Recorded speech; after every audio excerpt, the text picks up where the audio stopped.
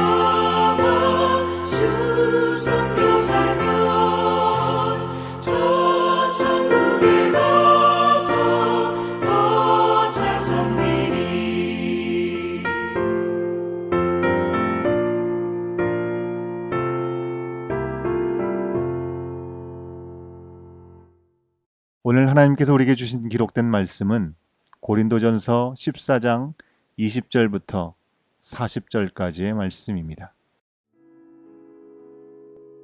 형제들아, 지혜에는 아이가 되지 말고 악에는 어린아이가 되라. 지혜에는 장성한 사람이 되라. 율법에 기록된 바 주께서 이르시되 내가 다른 방언을 말하는 자와 다른 입술로 이 백성에게 말할지라도 그들이 여전히 듣지 아니하리라 하였으니, 그러므로 방언은 믿는 자들을 위하지 아니하고 믿지 아니하는 자들을 위하는 표적이나, 예언은 믿지 아니하는 자들을 위하지 않고 믿는 자들을 위함이니라. 그러므로 온 교회가 함께 모여 다 방언으로 말하면 알지 못하는 자들이나 믿지 아니하는 자들이 들어와서 너희를 미쳤다 하지 아니하겠느냐.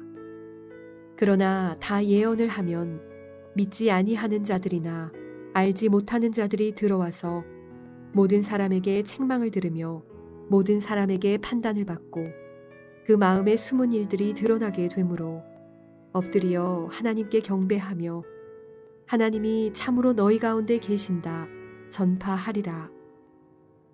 그런즉 형제들아 어찌할까? 너희가 모일 때에 각각 찬송시도 있으며 가르치는 말씀도 있으며 계시도 있으며 방언도 있으며 통역함도 있나니 모든 것을 덕을 세우기 위하여 하라.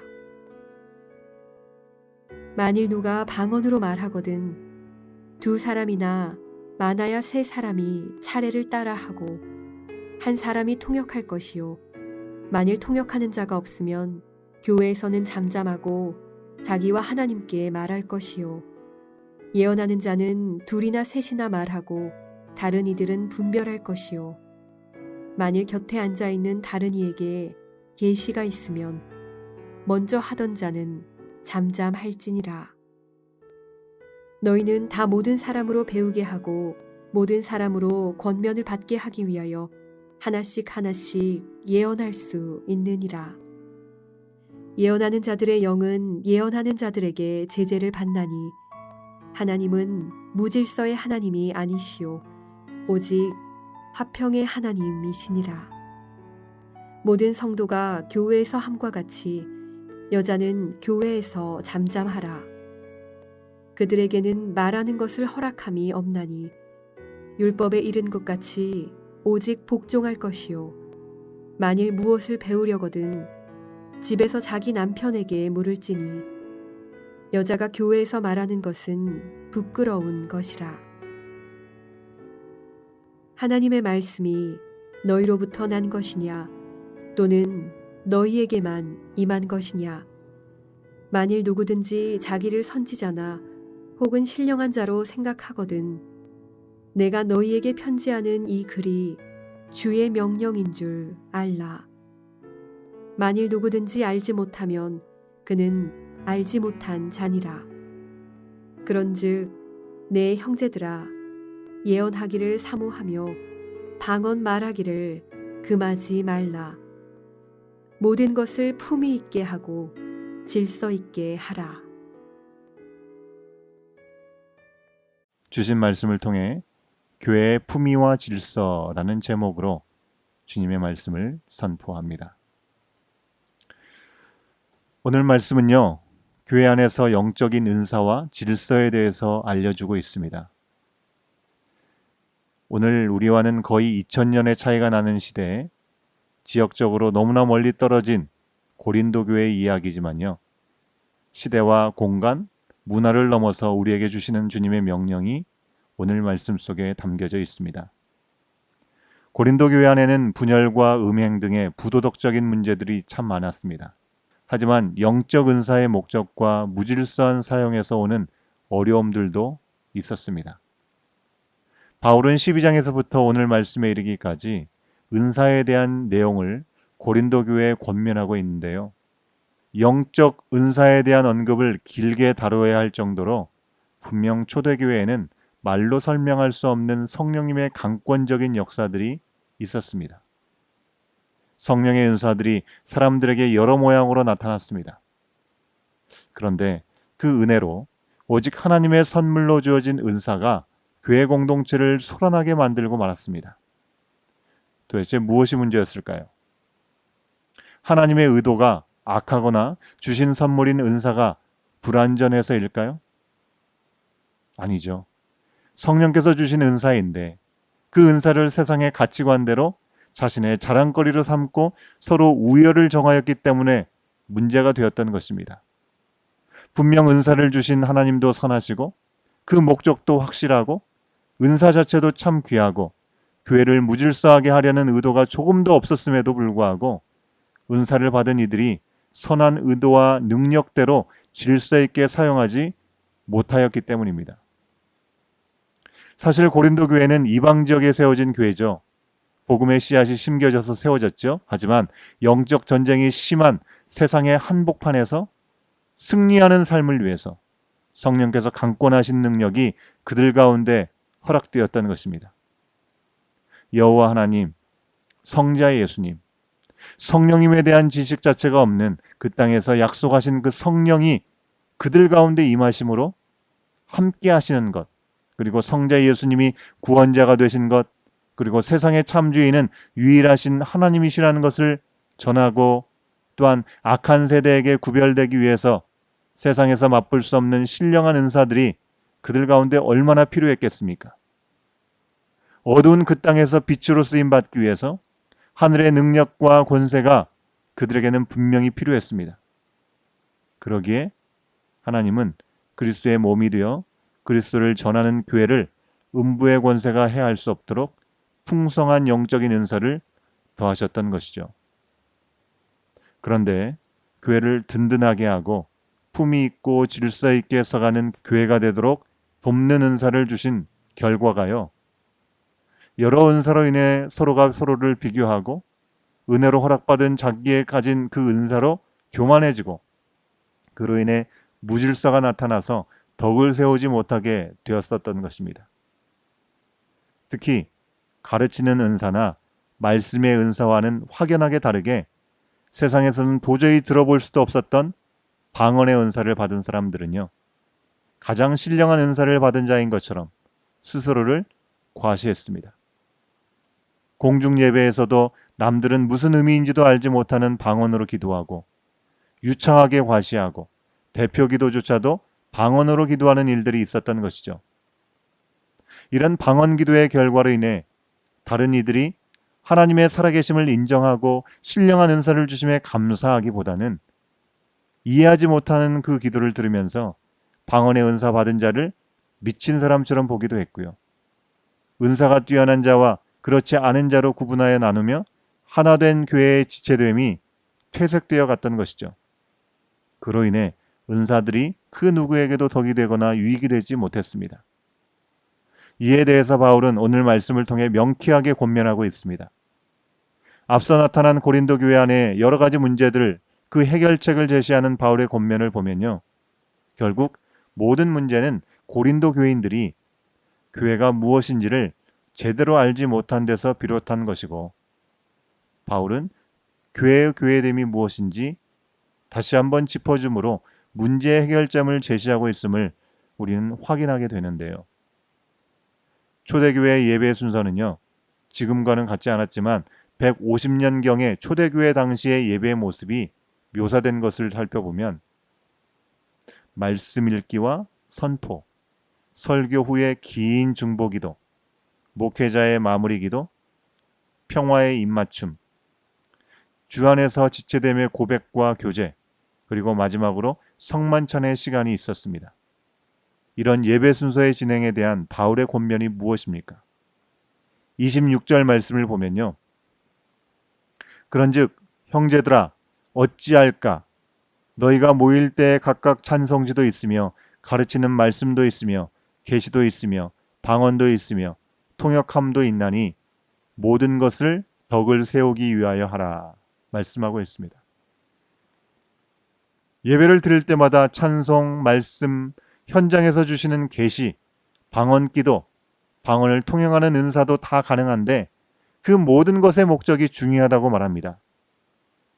모든 것을 덕을 세우기 위해서 하라라고 말씀하고 있습니다.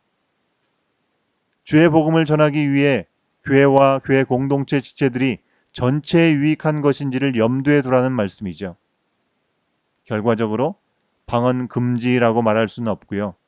방언도 유익이 되는 선에서 사용이 되겠지만 한 개인의 은사를 과시하기 위해서 사용되어서는 안 된다는 말입니다.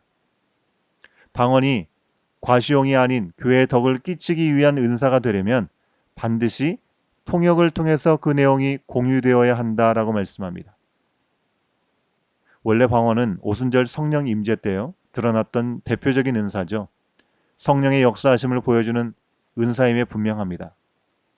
믿지 않는 이들에게 복음을 전하고 기도해 줄 때요, 방언으로 기도하면서 성령의 임재를 경험케 되는 게 또한 사실입니다.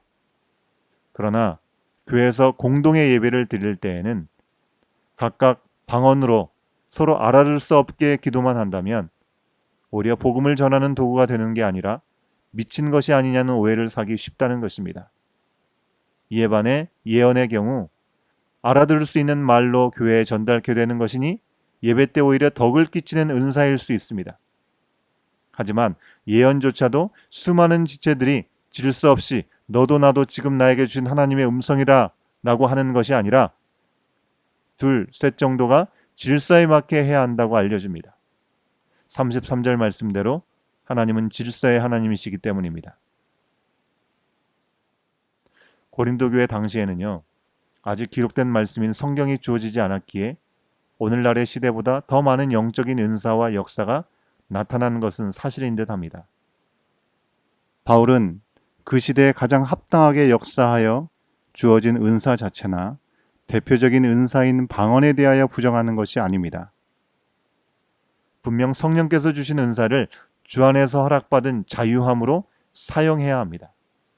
그러나 나 자신을 과시하고 교회의 질서와 덕을 깨뜨리는 것은 주신 은사를 무색하게 만드는 것입니다. 우리 시대의 대부분에게 가장 유용한 도구인 핸드폰 그 자체가 악한 것이 아니죠. 너무나 유용합니다. 그러나 그 핸드폰에 중독되어서 자기가 할 일을 못하거나 인간관계가 깨어지는 게 문제인 것처럼 은사도요. 그 자체의 문제가 아닌 은사의 목적과 상관없이 쓰여질 때 문제이기 때문에 바울은 결코 은사 자체를 부정하지 않고 앞선 장들에서도 가장 큰 은사를 사모하는 것과 그 모든 은사에 반드시 동반되어야 하는 게 사랑임을 강조했습니다. 방언뿐 아니라 예언이나 가르치는 은사나 섬기는 은사, 그 무엇도 자기 만족이나 과시용이 된다면 문제가 됩니다. 은사에 있어서 우리가 반드시 알아야 하는 것은 은사는 하나님이 주신 것이기에 하나님의 질서, 하나님의 목적대로 하나님의 품위에 맞게 쓰여져야 한다는 것이죠. 결코 인간의 정욕과 교만과 방종에 따라 쓰여져서는 안 되는 것입니다. 34절 이하에서부터 나오는 여인들에 대한 경고도 같은 맥락의 말인 것이죠. 여기서 여자라고 표현된 이 단어는요, 부인이라고 번역해야 더 맞습니다. 남편이 있는 아내들을 말합니다. 아내들이 남편들에게 눌려서 답답한 속내를 푸는 도구로 은사를 사용해서도 안 되고 남편의 권위를 뛰어넘지 못하는 그 안타까움을 은사의 우월함을 통해서 입증하려 해서도 안 되는 것입니다. 그 시대 고린도 교회 상황에서 아내를 예로 들었다면 우리가 있는 이 자리의 상황에서는 이렇게 적용해 볼 수 있겠죠. 이민자로서 캐나다에 살면서 대다수는 언어와 이곳 생활에서 우리는 마이너리티입니다. 그것이 좋고 나쁘고의 평가를 떠나서 이 사회의 주류가 아닌 게 현실입니다. 그러다 보니 사회에서 풀지 못한 한을 교회에 와서 푸는 이민자들도 있는 게 사실이죠. 사회에서는 주류가 안 되니 교회에서는 주류로서 지내고 큰 소리를 치고 나를 주장합니다. 내 말대로 되지 않으면 교회가 무엇인지, 주의 뜻이 무엇인지 헤아려 보지 않고 억지를 부리는 일도 있습니다. 우리 교회 이야기가 아니라 일반적인 이민교회 사례를 객관적으로 말씀드리는 것입니다. 바울은요, 이런 현상에 대해서 은사를 가지고 자기 욕구를 충족시키고 덕을 이루지 못하는 그들을 향해서 내게 말하는 게 주의 명령이다 라고 하며 너희들이 교회에서 말하는 게 주께로 받은 것일 수 없다라고 얘기합니다. 주의 목적과 주님의 의도를 벗어나서 은사를 사용하는 것만 봐도 그들이 주님께로부터 허락받아 교회에서 말하는 게 아니라는 말입니다. 이처럼 넘치는 은사가 나타난다고 더 질서 있고 올바른 신앙생활을 할 수 있는 게 아닙니다. 은사를 우리의 존재감과 우월감을 위한 게 아니라 교회의 덕과 복음의 전파를 위해 주어진 것임을 분명히 알고 교회 머리이신 그리스도와 상관없고 교회 몸된 지체들을 혼돈케 하는 무질서한 은사를 사용하고 있지 않은지 우리 자신을 말씀 앞에 겸손히 돌아보길 원합니다. 열심은 아름답지만 교회는 열심의 공동체는 아닙니다. 교회는 주님의 몸이지요. 주님을 떠나고 주님을 앞선 열심은 선을 이룰 수가 없습니다. 오늘 새 아침을 맞는 이 시간, 오늘 말씀을 통해 성령 안에서 주신 은사가 무엇인지 우리 스스로를 함께 돌아봄과 동시에 그 은사를 주님의 뜻대로 사용하고 예배와 하나됨의 교제를 위해서 사용하고 있는지, 또한 주신 모든 은혜를 충만히 누리는 질서 있고 품격 있는 우리 교회가 될 수 있기를 간절히 소원합니다. 함께 기도하시겠습니다. 주님, 세상은 다른 사람과 비교하여 내가 우월해야 한다고 말하나 우리는 우리 자신을 주님의 말씀 앞에 온전히 순종함으로 이기는 참된 승리를 맛보는 주님의 자녀로 살기를 간절히 소원합니다. 주 안에서 허락된 모든 은혜가 주님의 뜻과 질서에 맞게 누려지고 전해지도록 오늘도 우리를 새롭게 하여 주시고 주님의 뜻대로 우리를 사용하여 주시옵소서. 세상에 속하지 않지만 세상 가운데로 보내진 교회로서의 사명자답게 삶의 열매를 통해서 진정한 승리를 맛보는 품이 있고 질서 있는 삶을 살아가는 우리의 삶의 자리가 될 수 있도록 성령 하나님 온전히 우리를 붙드시고 인도하여 주시옵소서. 이 모든 기도를 주님의 손에 올려드리며 예수님의 이름으로 간절히 기도하옵나이다. 아멘. 이 아침에 함께 기도합니다. 우리 자신과 우리 공동체를 생각하시면서 주님이 주신 그 모든 은사에 참으로 감사하고 그것을 묻어두지 않고 주님의 뜻대로 합력하여 선을 이루면서 사용할 수 있게 해달라고, 주의 나라와 의를 이루는 우리 개인과 우리 공동체가 될 수 있도록 인도해달라고 함께 기도하시겠습니다. 함께 중보기도 합니다. 이사하는 가정들, 또 개인마다 지시하신 땅에서 온전히 주님과 동행하며 순종하고 승리하며 살아가게 하시고 예비된 복된 만남들을 허락해 주시기를 함께 기도하겠습니다. 6.25 전쟁 70주년인 지금 여전히 평화통일을 이루지 못한 채 갈등을 겪고 있는 고국 대한민국이 온전한 하나됨을 이루어갈 수 있도록 성령 하나님 인도해달라고 우리 함께 기도하시겠습니다. 계속해서 주보에 나온 10가지 기도 제목 우리 함께 기도하시겠는데요. 바이러스로 흔들리는 이 세상 중에 믿음이 견고해질 수 있도록 인도해달라고, 바이러스 백신과 치료제가 속히 개발될 수 있도록 위해서 기도해 주시고요. 환난 중에 우리와 이 땅을 향하신 하나님의 뜻을 온전히 듣는 귀, 마음을 주시고 온전히 주님께로 돌이켜 더욱 주님을 의지할 수 있게 해달라고, 또한 실업난과 경제적으로 불안정한 상황에서 생계와 건강이 어려운 이들에게 길을 여시고 위로해 주시기를 함께 기도하겠습니다. 6월을 지나고 있는데요. 재개된 그 학교, 또 수업에 출석하는 우리 자녀들, 온라인 수업을 병행하는 모든 자녀들과 우리 부모들을 위해서 기도해 주시고, 코로나19로 투병하거나 가족을 잃고 슬픔에 빠진 사람들, 두려움과 근심 가운데 있는 우리 자신과 이웃들을 위해서도 기도하시겠습니다. 온라인으로 예배와 기도회가 진행되는 우리 교회, 모든 교회들이 각자의 자리에서 온전한 예배를 드리고 주님과 동행할 수 있도록 인도해달라고, 또한 갈 곳을 잃은 노숙인들, 사회적인 약자들을 위해서 자택 대기 동안에 늘어났던 이 가정폭력에 시달리는 이들을 위해서도 함께 기도하시겠습니다.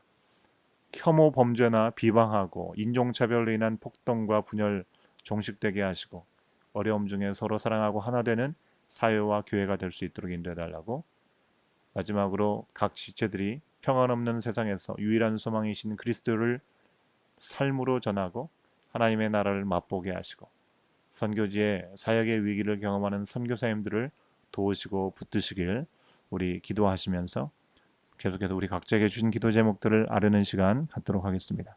함께 기도하시겠습니다.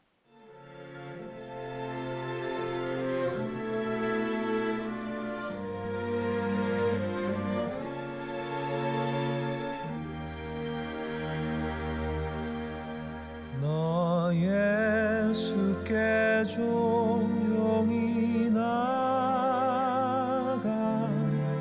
내 모든 짐 내려놓고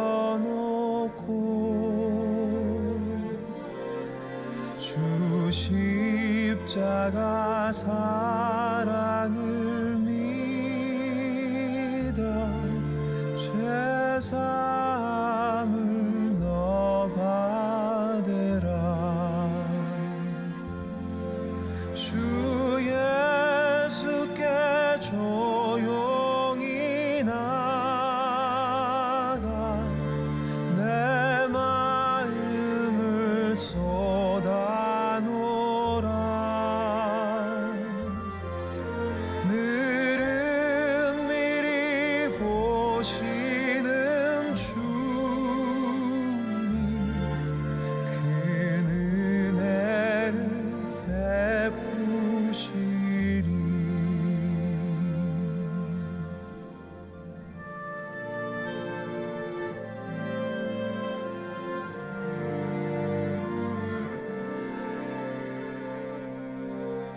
주 예수의 은혜를 입어 내 슬픔이 없어지리. 내 이웃을 늘 사랑하여 너 받은 것 거저 주라. 주 예수께 조용히 나가 내 마음을 쏟아놓으라.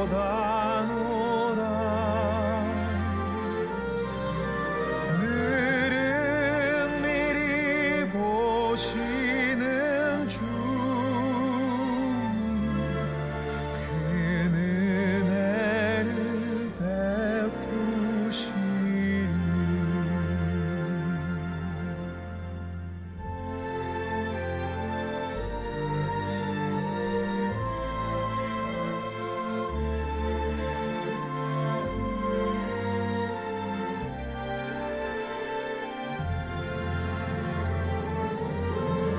너 예수께 조용히 나가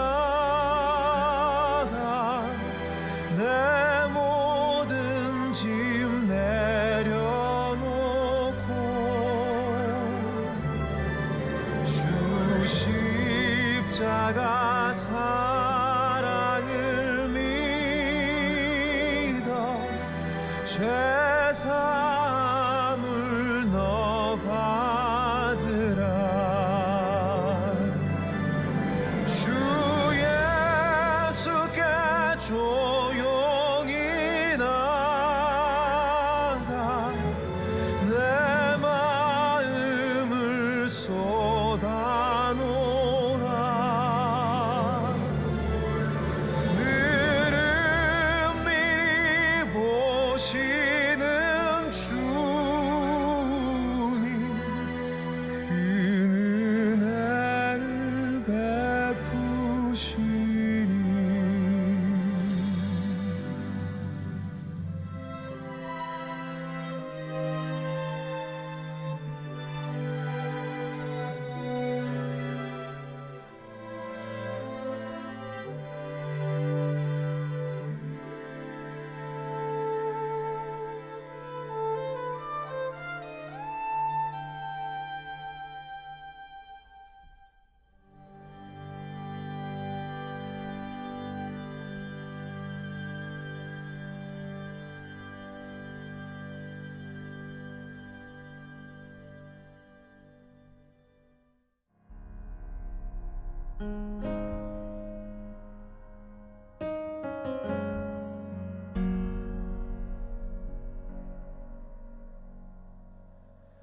주 발 앞에 무릎 꿇고 그 사랑에 나 안기네. 어떤 말도 그 어떤 소리도 그 발 앞에서 잠잠해지네.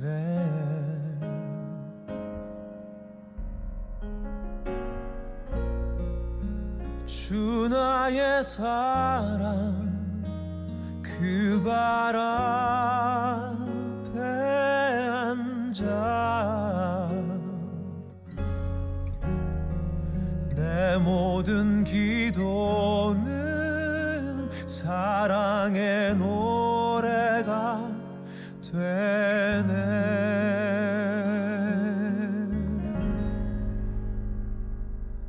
주의 옷자락 만지며 주의 두 발을 씻기며 주님 그 발에 입 맞추며 나의 왕관을 놓으리. 주의 옷자락 만지며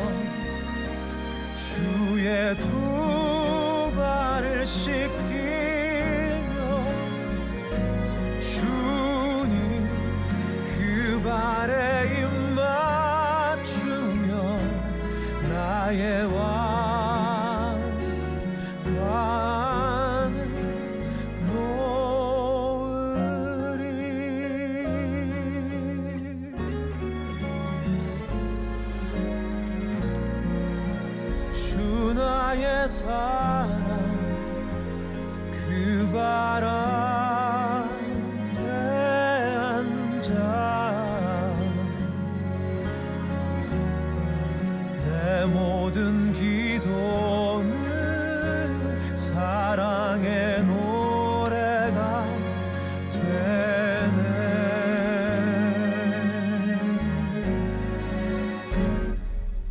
주의 옷자락 만지며 주의 두 발을 씻기며 주님 그 발에 입 맞추며 나의 왕관을 놓으리. 주의 옷자락 만지며 주의 두 발을 씻기며 주님 그 발에 입 맞추며 나의 왕관 놓으리.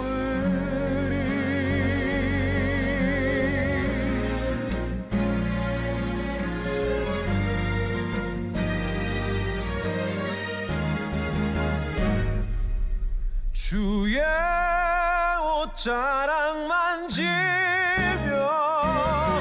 주의 두 발을 씻기며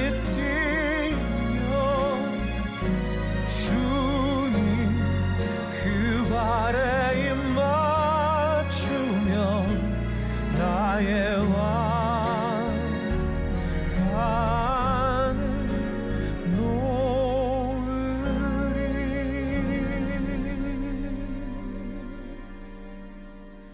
나의 왕관을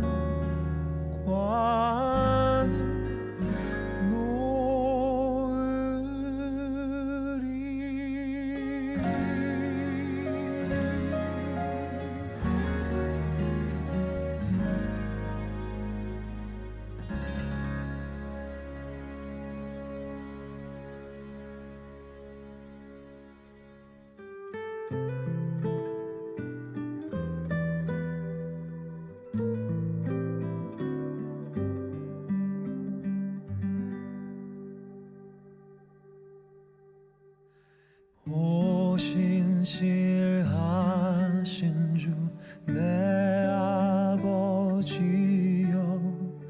늘 함께 계시니 두려움 없네. 그 사랑 변찮고 날 지키시며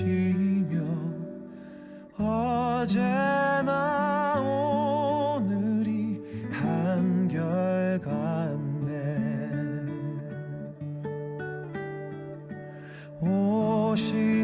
오신실하신 주 오신실하신 주 날마다 자비를 베푸시며 일용할 모든 것 내려주시니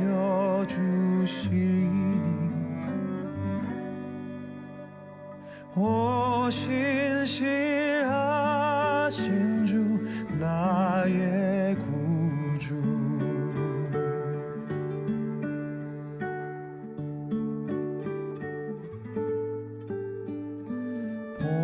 봄철과 또 여름 가을과 겨울 해와 달 별들도 다 주의 것. 만물이 하나로 드러낸 증거 신실한 주 사랑 나타내네.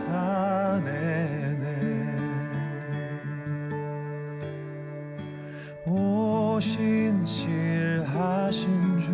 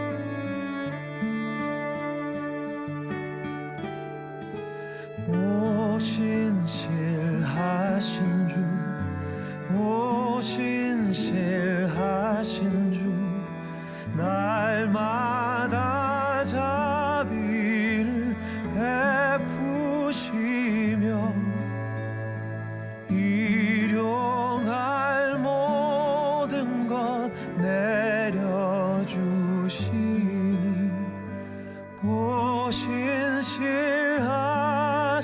주 오 신실하신 주 나의 구주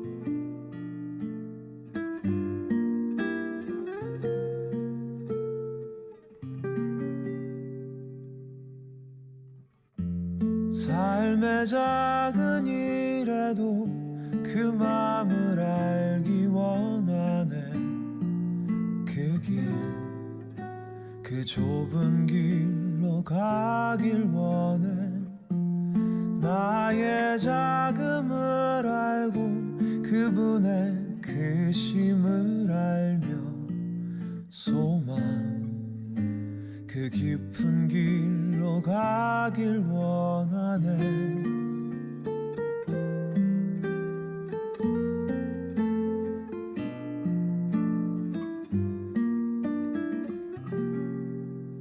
저 높이 솟은 산이 되기보다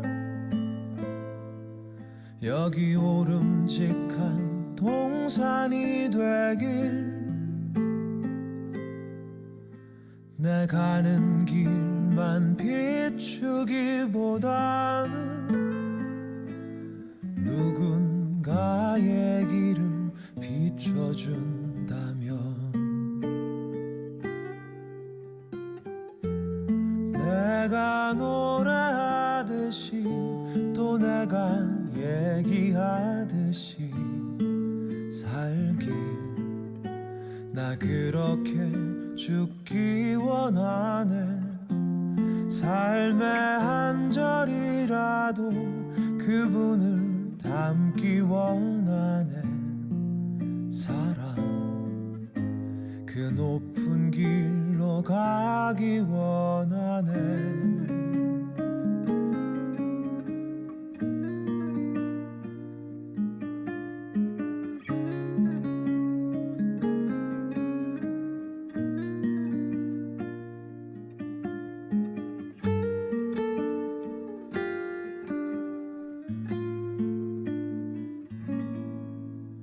저 높이 솟은 산이 되기보다 여기 오름직한 동산이 되길 내 가는 길만 비추기보다는 누군가의 길을 비춰준다면